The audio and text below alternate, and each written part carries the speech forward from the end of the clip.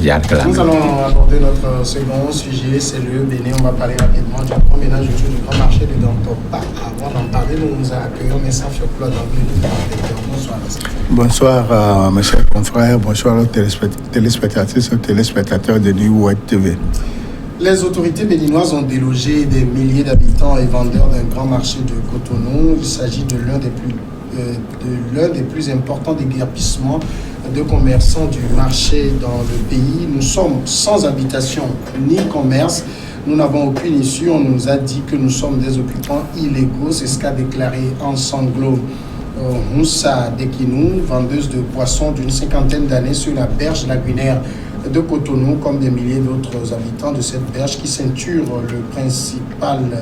le marché international de Dantokpa, le plus grand de Cotonou.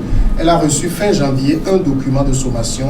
Elle vivait sur la berge depuis plus de 15 ans avec ses 3 enfants et ses petits-enfants désormais.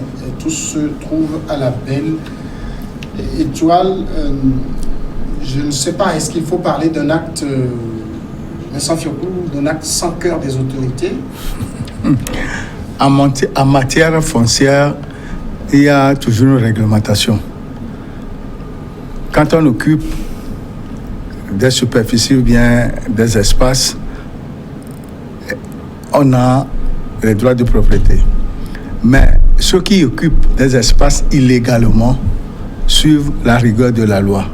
Dans le cas d'espèces, il y a le préfet du département du littoral qui leur a adressé des sommations pour quitter les lieux parce que ces lieux sont illégalement occupés.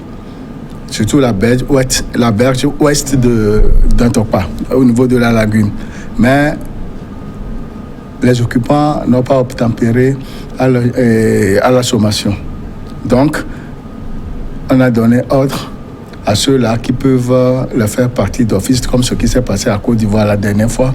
Et même au Togo, ici, quand les espaces sont illégalement occupés, l'ancien président de la délégation spéciale prend des tracteurs pour aller démolir ces immeubles. Et c'est ce qui s'est passé au niveau du marché de Dantokpa. Si la dame là dit qu'elle a fait 15 ans, 20 ans, des gens ont créé, etc., la loi dit que il faut occuper légalement les espaces. Et ceux-là qui ont montré des fois des droits de propriété, ces dossiers sont à la justice pour voir si ces droits de propriété sont authentiques. Ce qui veut dire que c'est un domaine public et le gouvernement béninois a besoin de cet emplacement pour faire des aménagements. Le marché de Dantokpa est situé sur le boulevard Saint-Michel, côté est, mais il y a trop d'encombrement dans ce milieu quand tu vas à Cotonou. Donc, avec le plan de réaménagement de la ville de Cotonou, il veut refaire de cet endroit un point fluide pour que tout le monde puisse gagner. Il y a qu'un homme comme Talon pour oser ça. Oui, vous savez, Talon est sans cœur. Mais on dit souvent que pour faire les omelettes, il faut casser les œufs. Il a dit lors de son voyage aux États-Unis, il a eu à le réitérer en disant que c'est aujourd'hui qu'on ne voit pas les bienfaits qu'il est en train de faire, mais qu'il est en train de mener des actions au bénéfice des Béninois. Mais bon, moi ce que je déplore dans ce cas, et les riverains disent qu'ils ont occupé les lieux il y a cela plus de 50 ans. Ils sont sur les lieux il y a plus de 50 ans. Je crois une dame, certains riverains l'ont dit, les lieux ont été occupés depuis. Et c'est vrai qu'il y a des sommations qui leur ont été adressées, ils n'ont pas obtempéré, bon, il faut prendre des sanctions. Mais dans le même temps, on dit que certains sont légaux et qui n'ont pas été, c'est-à-dire qu'ils ont présenté les titres, je crois les titres de propriété. Et donc, c'est ceux qui sont conformes à la loi qui n'ont pas été déguerpis. Et donc, le reste sont de façon illégalement, se sont installés illégalement. Donc, je crois que sur le même territoire, tantôt certains sont légaux, tantôt certains ne sont pas légaux, et ça porte un peu de confusion à mon avis. Donc c'est pourquoi je dis, avant de prendre des positions ou des décrets comme ça, je crois que Et même si, entre-temps, il faut réagir peut-être pour le bénéfice de la République, il faut peut-être penser à cette population parce qu'à un moment donné de la vie, il fallait peut-être ne pas les attendre, les laisser jusqu'à ce qu'ils ne fassent 20 ans sur les lieux avant qu'on ne puisse réagir. Bon, je ne comprends pas. L'État doit prévoir tout ça là. Avant de construire, on doit interdire aux gens de construire. Avant d'installer sur les lieux, dites-leur, non, ça c'est les lieux qui sont destinés à la République ou c'est le lieu public. On ne peut pas occuper les lieux. Mais du moment où vous laissez les gens, bon, tout comme si l'homme, vous savez, l'homme est têtu. C'est vrai, il est têtu. C'est après que tu aies constaté ces exactions, tu prends des sanctions que les gens trouveront que non, que tu es sadique et tout. Mais je pense que l'État agit dans le sens du bien de la population, mais devrait justement penser à cette population-là parce qu'il y a beaucoup de temps que ces personnes-là sont là-bas. Et même, ça précise bien qu'on leur a donné même... Il y a certains endroits... Non, c'est pas des sommations. C'est des endroits, il ne peut pas cohabiter avec des serpents et tout. Bon, je crois qu'il faut harmoniser les aspects pour que, au moins, cette population aussi, demain, ça peut créer une autre psychose au sein de cette population. Ça s'est passé dans d'autres pays. Le Togo en a connu des cas. La Côte d'Ivoire, récemment, on en a connu. Un peu partout, hein, en Afrique, on constate même au-delà même de l'Afrique. Il y en a des cas comme ça, mais je crois qu'il ne faut pas attendre le médecin après la mort. Il faut justement anticiper sur des situations pour qu'on n'arrive pas à ce genre de situations. Germain Soso, par rapport à ce que dit Kobe Mayaba, il y a comme un peu une sorte de négligence de l'État qui a vu pendant 10 ans, 15 ans, 20 ans des gens s'installer, qui n'a jamais réagi. Ces gens doivent payer pour la négligence de l'État. Merci. Vous savez, le quartier qui nous abrite actuellement au Togo, les gens peuvent avoir occupé ce quartier-là de façon légale. Pendant 15-20 ans, vous fouillez, tout le monde a des papiers. Si un jour il y a des raisons d'État, vous me suivez, s'il y a des raisons d'État, ou sur le plan économique, l'État se rend compte que, en fait, là où nous sommes, il y a de l'or en dessous. Bon, et ça va aider tous les Togolais. Ouais. À partir de cet instant, l'État va engager un certain nombre de procédures. Alors, par rapport à ça, est-ce que on va dire, mais des gens sont ici, ils sont ici pendant 20 ans, 15 ans, pourquoi vous les faites partie? En fait, ce qui se passe au Bénin, est-ce que c'est parce que les gens sont dans le milieu là illégalement? Si on fouille tout le territoire béninois, est-ce qu'il n'y aura pas des endroits où des gens les gens habitent illégalement? Si l'État béninois choisit là-bas, c'est qu'ils veulent faire quelque chose. C'est ça. Et donc, à partir de cet instant, moi, ce qui me gêne, c'est justement que l'État béninois veut transformer. C'est quand vous fouillez même les documents, vous allez voir que il y a dit même qu'ils veulent transformer. Ils veulent faire cet endroit-là où les grossistes puissent véritablement s'être. Donc, ils veulent faire une sorte de hub économique autour de ça. Mais c'est la procédure. Cette histoire de dire les gens ils sont là-bas illégalement, sont faux. Parce que l'approche, c'est de dire clairement que mais nous pouvons faire quelque chose avec cette zone-là. Nous souhaitons que les gens partent, mais en contrepartie, tous ces gens-là, l'État fait l'effort pour les réinstaller ailleurs. Cette histoire de dire certains vont rester, d'autres ne vont pas rester, parce que quand moi j'ai lu certains documents, le gouvernement a l'intention de transformer cette partie-là. En fait, c'est pas pour rien qu'ils ont choisi là. Ce n'est pas parce qu'ils disent, c'est pas parce qu'on dit non, les gens sont nombreux, ce sont des raisons pour peut-être faire les choses. Parce que le président lui-même, quand il voulait faire, il était en campagne. Oui, mais il a proposé un certain nombre de choses au Bénin avant d'être président de la République. Est-ce que dans son programme de campagne, il y avait cet aspect-là? On allait trouver nulle part. Mais c'est pas élu. Hein. Oui, voilà. Ouais, non. Et donc, on n'allait jamais trouver. Mais une fois qu'il est aux affaires, il se rend compte que oui, mais là-bas, ça peut servir. C'est pour cela qu'il dit que demain, les gens verront les retombées. C'est pour cela que je dis que il faut véritablement faire ce qu'il faut. Si vous décidez d'évacuer les gens là-bas, il faut faire en sorte que tous soient dédommagés. Parce que l'État veut dédommager ceux qui ont les papiers en disant oui, ceux qui n'ont pas les papiers, on ne leur donne rien. Ils sont là. En fait, c'est le message qu'ils font passer. Oui, c'est le message. Mais au finish, ils feront partie tout le monde. Vous voyez, non? Donc, le jeu qui se joue là-bas, c'est on veut faire quelque chose, mais on ne veut pas être franc.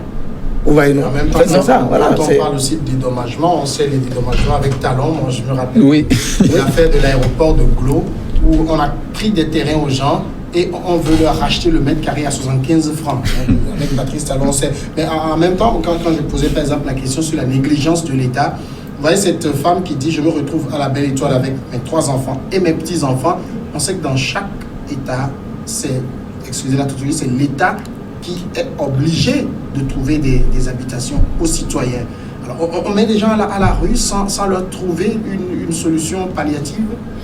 Bon, le préfet a fait référence à l'article 265 de la loi 264 dans le code foncier pour dire que c'est illégalement occupé. Et ceux-là qui ont illégalement occupé les lieux ne seront pas dédommagés. Et il est de droit. Ils se débrouillent. Et ici, il parle du droit. Il y a une loi qui chapeaute ce qui est en train de faire. C'est pour poser de cette manière, est-ce que c'est humain? Regardez par exemple en Occident, lorsqu'on vient déguerpir même des endroits occupés par des migrants illégaux, on le trouve un autre lieu de recasement. Oui. Bon, même en 2015, quand le marché a pris feu sur Yaïboni, il avait promis construire un nouveau marché avec l'accord des partis et des commerçants et autres. Mais il n'était pas tombé d'accord sur le lieu. Oui. Et Talon est arrivé, comme l'a dit Germain, ils ont un projet pour cet emplacement. Raison pour laquelle ils ont jugé utile de faire partie tous ceux qui sont là-bas, que ce soit les légaux ou les illégaux, ils partiront tous. Et c'est une raison d'État. Et ça, c'est d'utilité publique. Au nom d'un projet, en fait, les pauvres populations à la rue, parce que là, ceux qui vivent là, c'est quand même des milieux insalubres aussi, il faut le reconnaître. C'est pas les Champs-Élysées, non. C'est des milieux très insalubres, donc on connaît la condition de ceux qui vivent là-bas. Il faut quand même. Il y a des pêcheurs, tout ça. Non, en fait, le problème même, c'est que c'est vrai, il faut peut-être faire partie des gens. Il faut les faire partie dans des conditions que tout le monde connaît. Parce que actuellement, c'est vrai, ça s'est passé au Togo ici, où les rues, avant peut-être de les élargir, on a dû casser. Et même ceux qui étaient occupés, puisque c'était l'ancien plan, ce n'était pas prévu qu'on devait élargir. Donc ceux qui étaient occupés les endroits de l'emprise de la voie ont été, c'est vrai, il y avait une négociation qui a été faite, et qu'à un moment donné, on a dédommagé des gens qui ont quitté. C'est au bénéfice même de la République.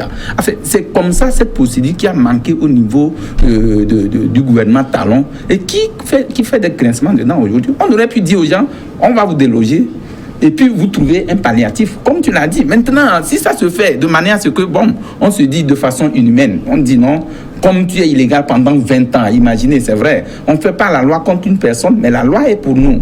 Donc c'est pourquoi je dis, on parle de cas de force majeure. C'est actuellement ce qui s'est passé avec les habitants, ceux qui occupaient les lieux de façon illégale, comme ils pensent le dire. On devait quand même penser à eux d'une manière ou d'une autre en disant, mais comme vous êtes illégal, c'est vrai, la loi ne le prévoit pas, mais comme vous êtes illégal, voilà les trucs. On peut, en attendant, construire une solution définitive à la question, peut-être leur trouver une solution, une éventuelle solution pour que, au soir, puisque ces enfants-là, ces personnes-là ont les enfants qui vont à l'école, c'est l'avenir de demain. Et puis, on va laisser ces hommes-là devenir quoi? Et puis, ça crée un clivage au sein de cette population. C'est pourquoi je dis, c'est les méthodes trop musclées. Quand c'est comme ça peut peut-être créer... Pour moi, ce qui me fait mal, c'est que ça a été... C'est vrai qu'il y a eu des sommations que les gens n'ont pas voulu respecter et tout. Mais je me dis que le temps qu'on a donné à ces riverains, qu'on a laissé à ce que ces riverains-là puissent s'habituer à la zone avant qu'on ne puisse arranger, on aurait pu utiliser au moins un petit temps pour quand même harmoniser cela, pour que au moins ces personnes-là ne puissent pas tomber dans les travaux. Oui, mais le problème, c'est quoi? Est-ce que c'est l'État qui est finalement illégal ou bien c'est ceux qui habitent qui sont illégaux? Oui. Parce que vous voyez, on a dit même que les gens sont restés là plus de 50 ans. Oui. Quand ceux qui donnent 50 ans, c'est qu'ils ont déjà perdu leurs parents. Et leurs parents sont morts et ils sont restés là-bas 50 ans. Alors, l'Afrique indépendante, ça fait combien d'années? Je ne sais pas. Les choses. Donc, ça fait 60 ans. Presque 60 ans. Alors, c'est quoi? C'est-à-dire que les gens sont là-bas avant l'État ou c'est l'État qui était là? Non, l'État. Donc, le problème, c'est quoi? C'est ça que vous dites. C'est-à-dire que vous ne pouvez pas faire la campagne en disant vous venez éradiquer, je ne sais pas, la délinquance, vous voulez venir être président, diminuer la souffrance des gens. Et finalement, vous venez faire le contraire. Parce que quand vous prenez des gens qui ont fait plus de 25 ans, 30 ans, vous les mettez dans la rue, quel sort vous les réservez?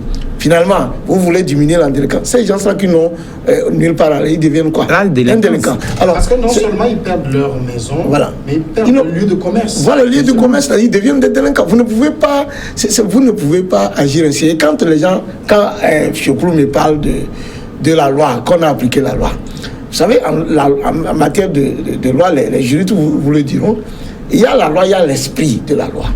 Voilà. Lorsque vous voulez appliquer une loi, et que humainement vous sentez que ce n'est pas bien, on ne l'applique pas. Non, on ne l'applique pas. On ne dit pas parce qu'il y a une loi, il y a une loi. Alors donc ce qui se passe là-bas, oui, mais je ne sais pas si Talon, je ne sais pas s'il voit que les Béninois le regardent. Ça peut jouer même contre lui. Je l'ai dit. Je ne sais pas, moi ce qu'il veut vraiment faire la France partout, comme il a fait. Sinon ça, c'est un projet social là-bas. Et les retombées, ce qui se passe. Vous ne pouvez pas faire un projet. Aujourd'hui, c'est ça, le projet, c'est que vous voulez faire un projet pour la population. Vous ne pouvez pas enclencher un projet sans la participation des populations. C'est pas possible. Fait pour moi, sans moi, contre moi. Voilà. La Côte d'Ivoire, on va en parler rapidement aussi, et on continuera d'en parler dans la dernière partie avant d'évoquer le Togo, la présidentielle. Ouattara qui voit son parti gagné dès le premier tour. Le président Ouattara a promis dimanche à Abidjan la victoire dès le premier tour de la présidentielle d'octobre en Côte d'Ivoire au candidat de son parti, sans pourtant le nommer. Je voudrais vous rassurer que les élections se passeront de manière apaisée comme en 2015. Je vous en donne l'assurance. Je voudrais aussi vous dire que j'ai foi en la victoire du RHDP à l'élection présidentielle du 31 octobre 2020 dès le premier tour, a déclaré M. Ouattara pendant la cérémonie de présentation de vœux du RHDP. J'ai foi donc en la victoire comme Mayaba. Rapidement, c'est l'époque des Koukaou.